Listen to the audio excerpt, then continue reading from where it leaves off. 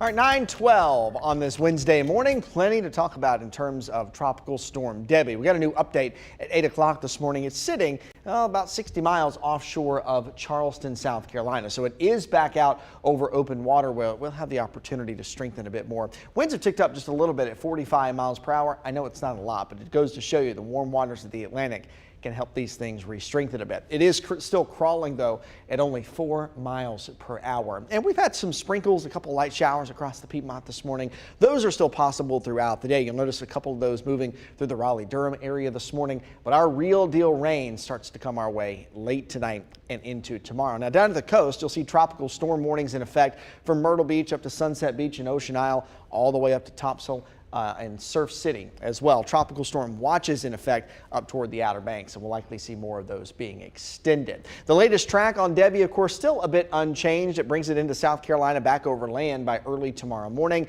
and then it moves through the Piedmont. It actually picks up steam and gets out of here heading into Friday midday, and I think we're going to be in good shape by Friday afternoon. So here we go into tonight. Winds will start to get a little breezy, 20 to 25 mile per hour gusts before midnight, but the big deal, heavy rain moves in as we go into the overnight hours and into the day on Thursday. Be ready for these rounds of torrential rain along with gusty winds, 35 to 45 miles per hour at times through tomorrow evening. Tomorrow night, our rain does eventually start to let up, especially after midnight, and a couple showers or some rain could linger into Friday morning, but by Friday afternoon, Debby's moving out of here, and I think we're going to be in good shape clearing things up for the weekend. Flood watches in effect for our entire Piedmont Triad area. Those are in effect now through 9 o'clock on Friday night. Today, not really too worried about flooding, but tomorrow that risk is exceptionally high, a level 4 out of 4. It's the highest that it gets. So anytime we see this, you can bet on the fact there's going to be some flash flooding somewhere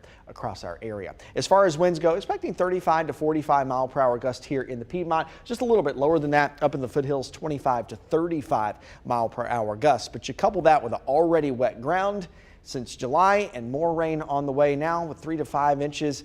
That could easily cause some down trees and power outages. Now I have adjusted our rainfall totals just a tad downward to account for a lot of that dry air that Debby is ingesting this morning. I still think we're on go for about 3 to 5 inches in the Piedmont Triad, 4 to 7 to our south and east, and 7 to 10 down at the coast, of course, which would be enough to cause some power outages across our area and a few of those as well up in the mountains and foothills. So the main takeaways here from Debby as we go into tonight and into tomorrow, that's going to be our worst timing from Wednesday night through the day on Thursday.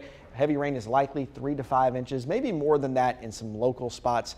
The flood threat, of course, is still quite high, especially tomorrow as that storm shifts a little further to the west and takes that track through the Piedmont. Best thing for you to do today is enjoy the day. We really don't have a bad day of weather for our Wednesday. You can use it to clear drains and gutters, that sort of thing, and make sure your devices are charged up. While I don't expect there to be widespread power outage issues, it always helps to have a fully charged device and some batteries in case you lose it for a little while. So tomorrow, a News 2 weather impact alert day. We'll hang on to that through the morning hours on Friday, and then I think things get a lot better. We'll be clearing it out for the weekend. Sunny mid-80s for Saturday and Sunday.